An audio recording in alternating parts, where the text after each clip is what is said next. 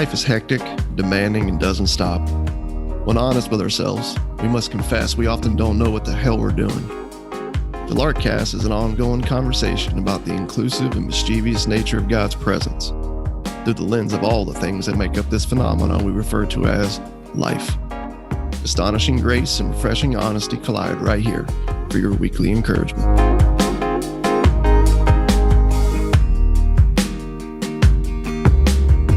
Welcome back to the Larkcast. Man, good to be back on here. I feel like I've taken like an insane break, but man, good to hit that record button and jump back on. Russ, how you doing, homie? Doing good, man. Doing really good. And if you could, for just like a quick minute, man, if you could just introduce yourself so everybody knows who you are. My name is Anthony Richard Sorsey. Yes, my middle name is Richard. Yes, my wife calls me Dick when I'm being a dick. And she feels like she's kind of slick with that. No, dude, it's good to be back on for sure. Yeah, dude. Glad you're back, man. Glad you got to take a little quick hiatus. It's not like you were gone long. I was just having a little fun there. But for sure. Yeah, man. The Lark Cats on the Larkcast. Coming at you live. I know as we're in full-blown Christmas season right now.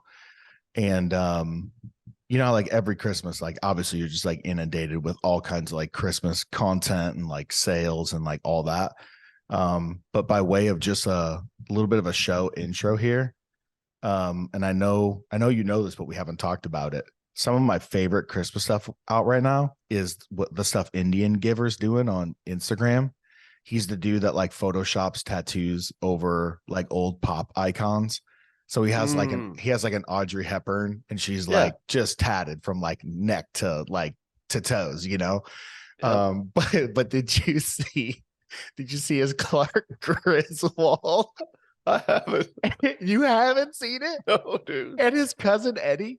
Are you freaking kidding me? Dude, I can guarantee you I sent this to you because I know how much National Lampoon's Christmas Vacation means to you and how much we've talked about it in past episodes. Because we have like in Christmas past episodes, we've talked about like what are our favorite Christmas movies, like all that.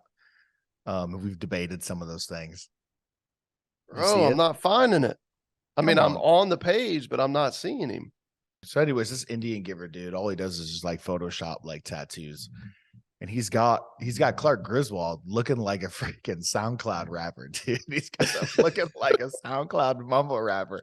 And then for cousin Eddie, he did the whole like the blackout thing because that's now like really popular. Like guys my age that got, you know, tattooed a while back, and a lot of the new school color stuff, it's all faded out. Guys are just either straight up blasting over that stuff, or they're doing like the straight like black arm, you know, kind of a thing. Yeah, saw one of those yesterday.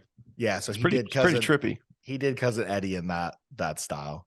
But Indian Giver, check it out. We had a little bit of a hard time finding it.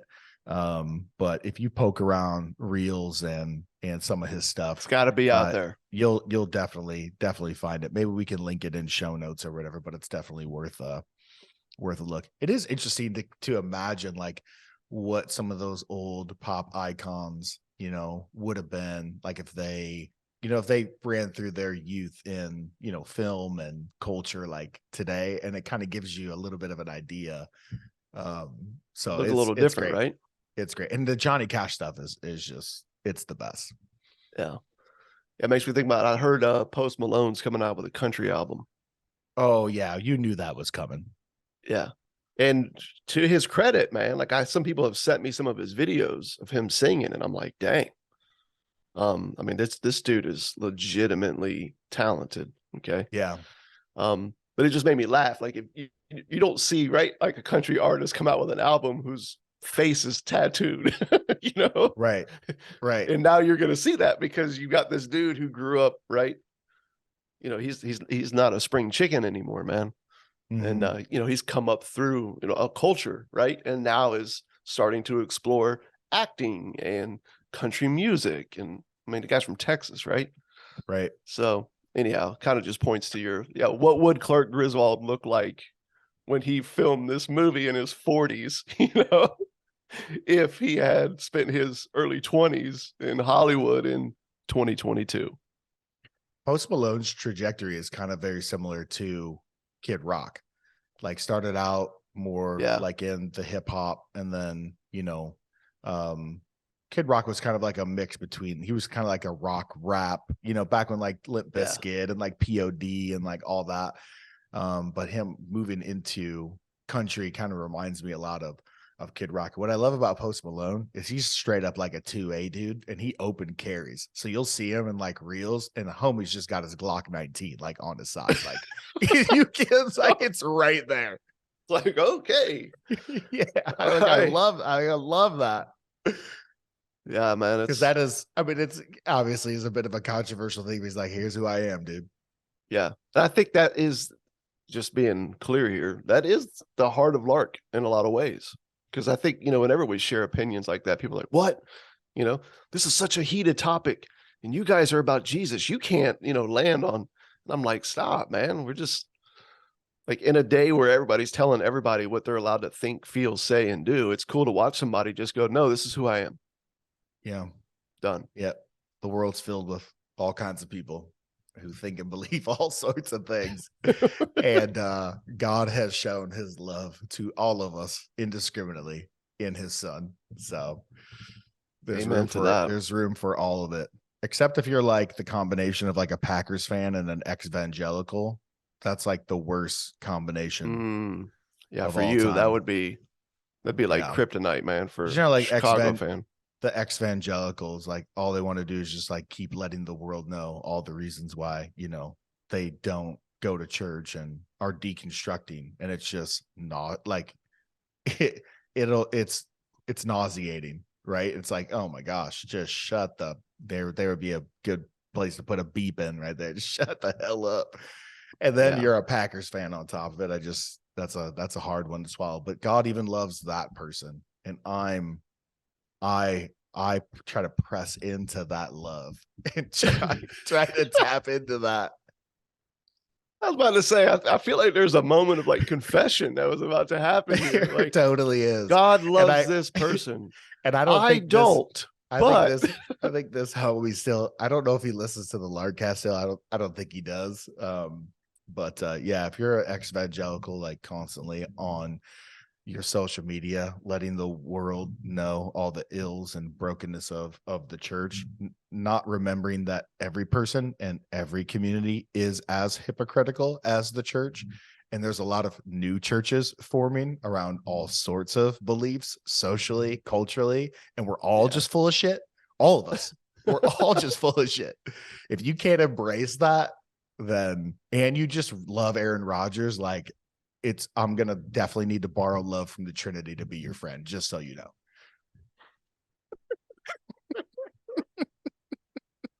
Well, folks, Tony is back on the Larkcast, wanting to wish you a very Merry Christmas this holiday season. Yeah, during that whole rant, I found myself about 8 or 9 times wanting to go, stop, hush. You're going to have to. But then I'm like, nah, I think that's the beauty of this whole journey, man. That's where you are today. That's where I'm at today. You're having a hard time with all that's being thrown at you from the Packer fan, ex-evangelical.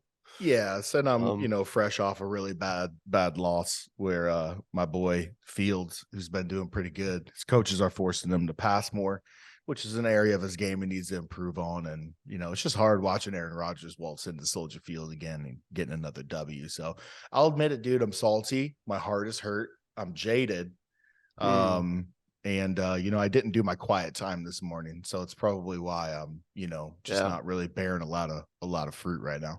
Yeah, man. Yeah, feed up that game. Dude.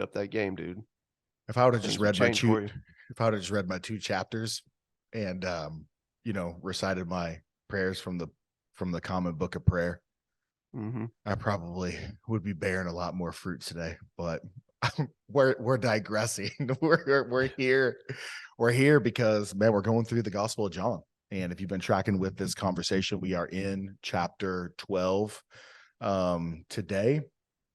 And yeah, I'm just going to dive into the scriptures and we can just bat it around. What do you think about that? Let's do Russell? Let's do it, All man. right.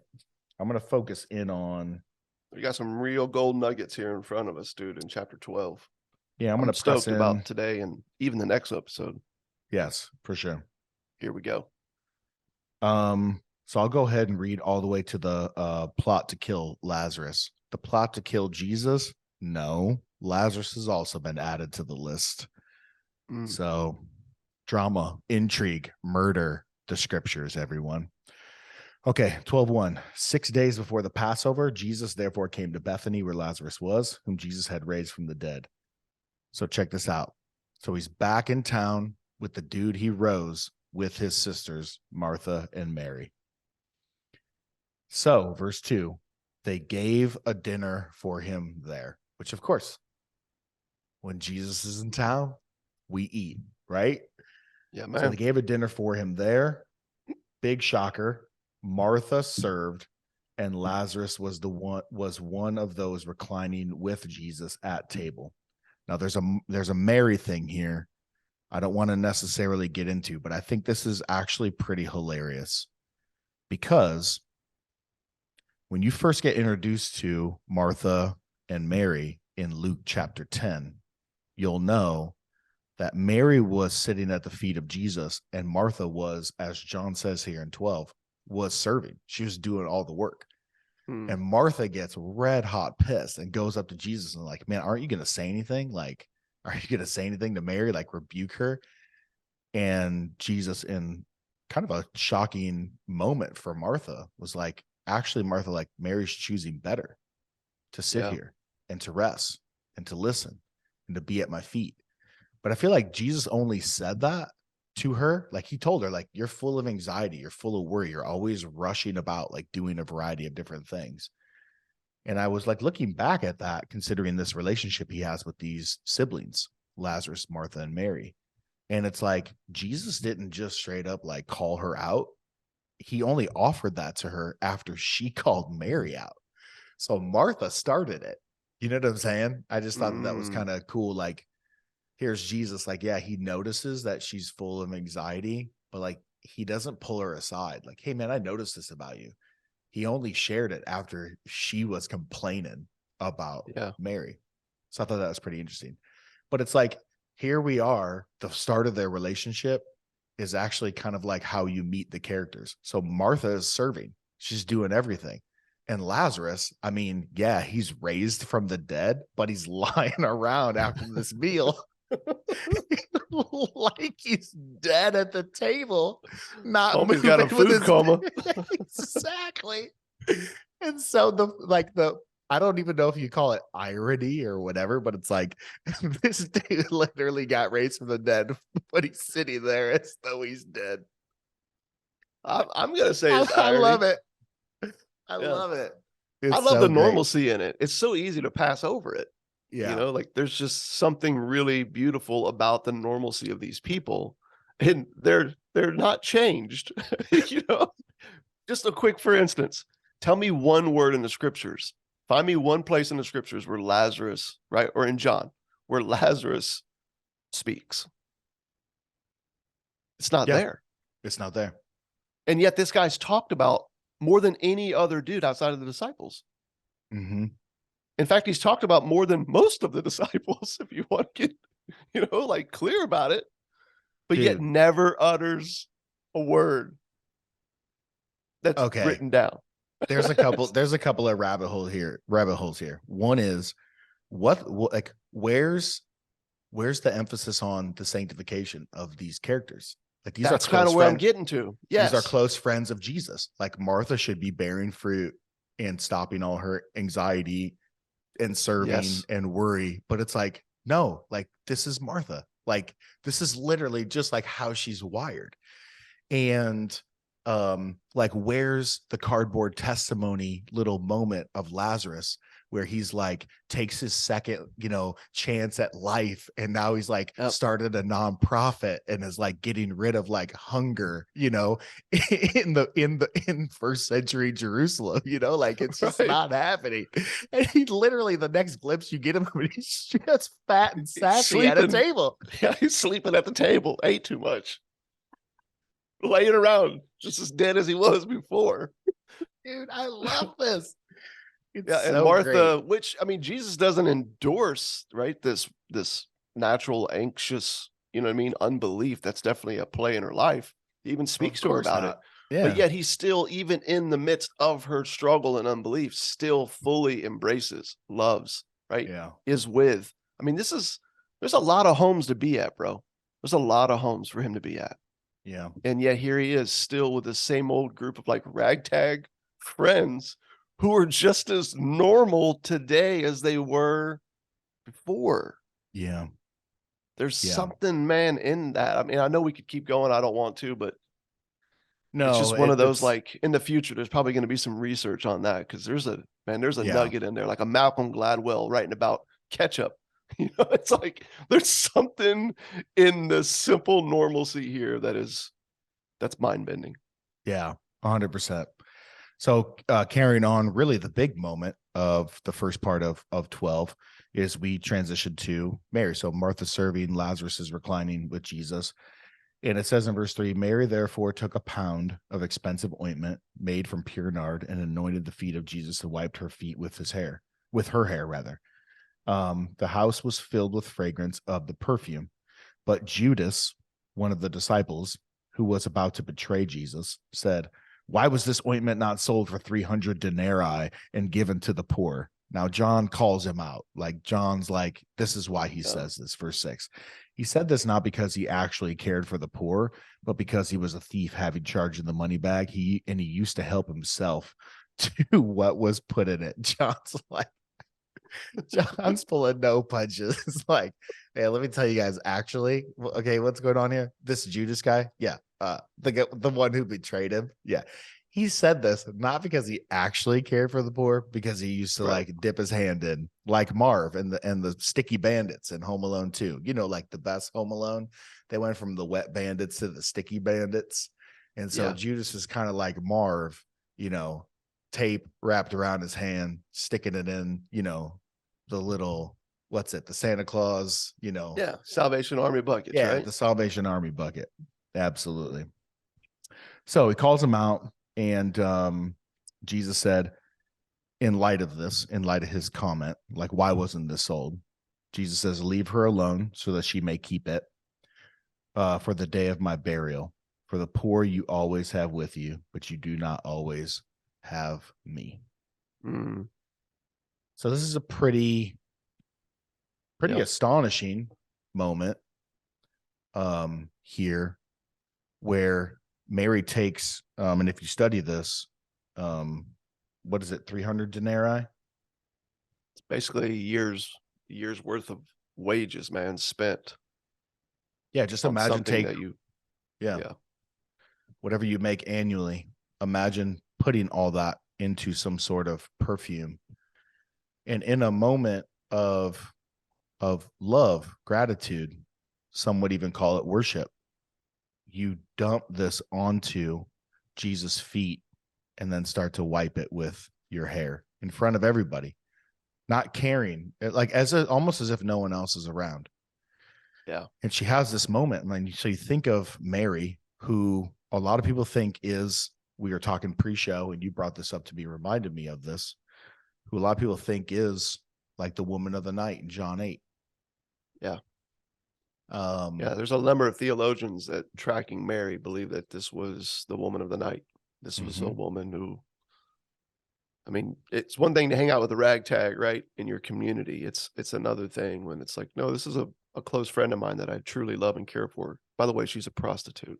And she's just taken a year's worth of earnings, put it in a bottle, and then in a moment of like seconds, poured it all out. It's gone, bro. Yeah.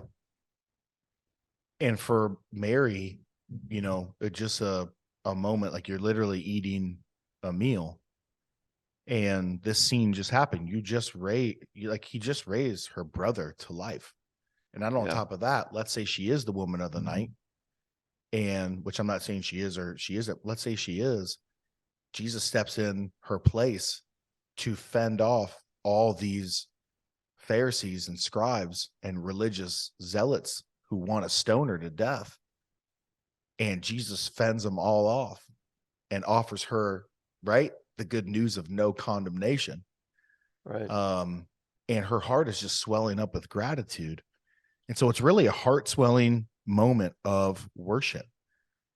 And I just think there's such contrast here. I'll just go ahead and say this. I think there's such contrast here between Lazarus's voice of should, like this oil should have been sold.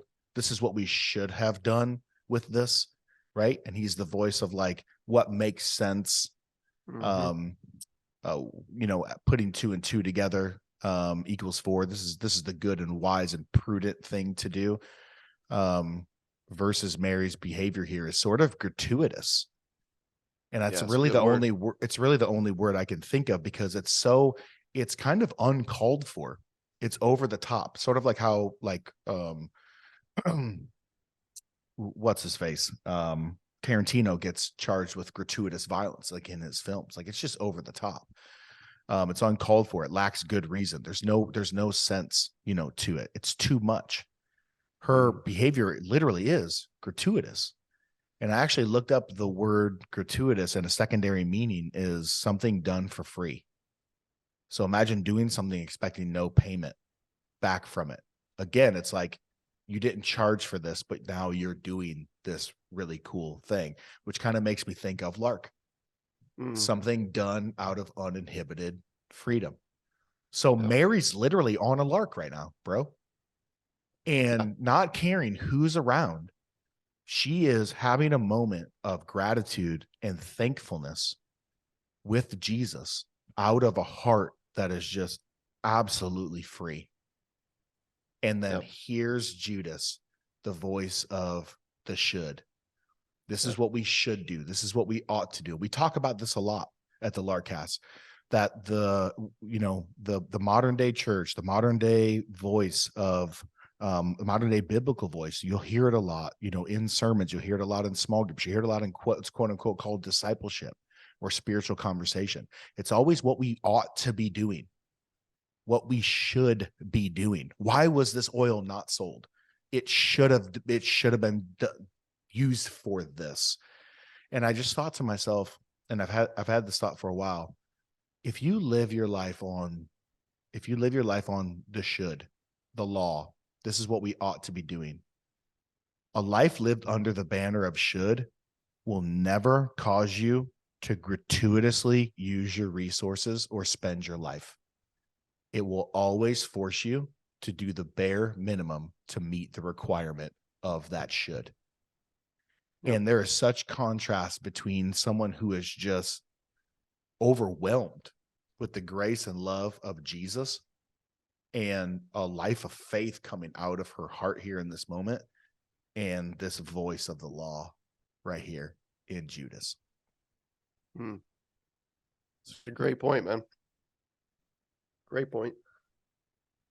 I feel like I could see moments in my life where I could point to and say the joy that I'd longed for, the rest, the adventure, okay, you could say, that I feel like is found in a life of faith within the Trinity, right? When you get back to the dance, right, that we were created for, all those moments came out of times of uninhibited freedom, times where I really just went all in and took Jesus at his word.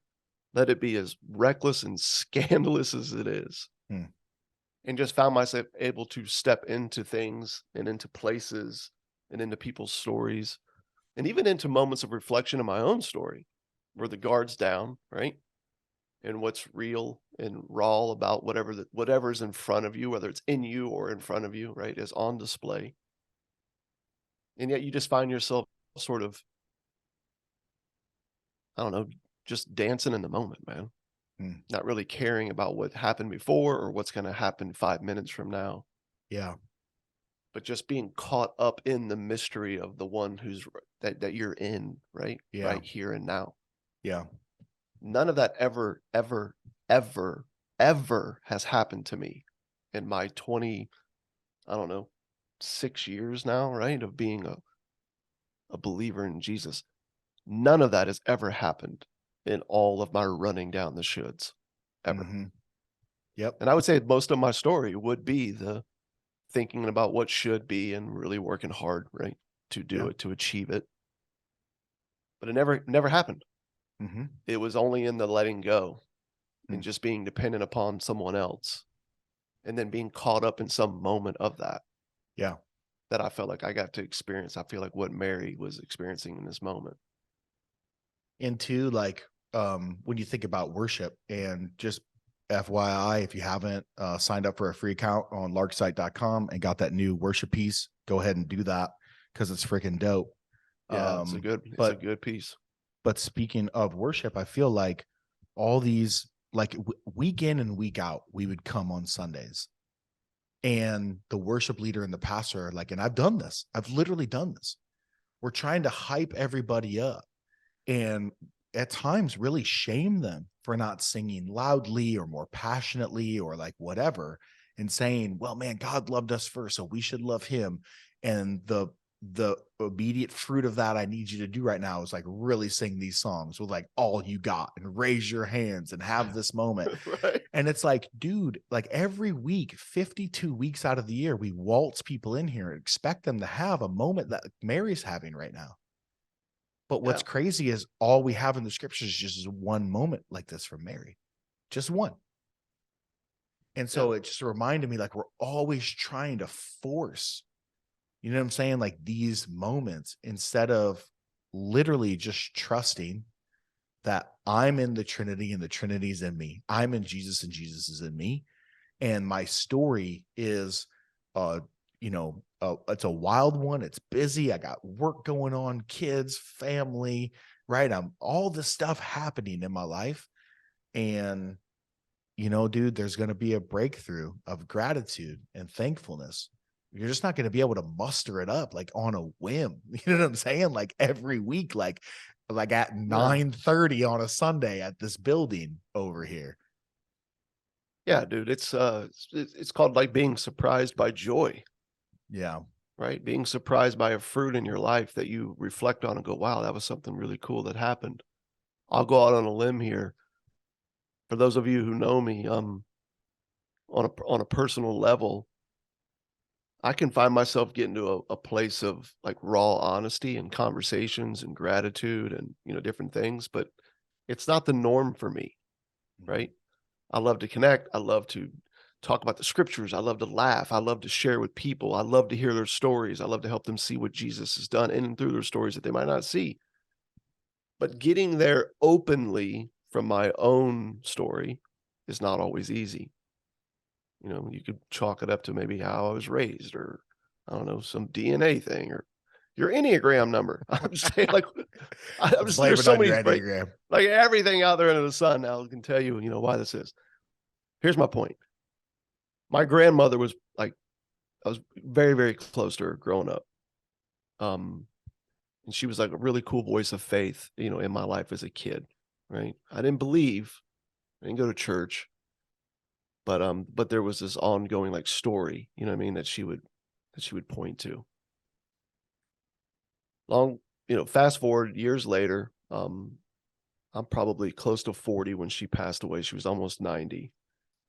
And I remember driving down the road, dude, with my wife, and Eli's in the back seat. It's just a baby. And this old song from Johnny Cash and Bob Dylan comes on. And it's a song you never really hear on the radio.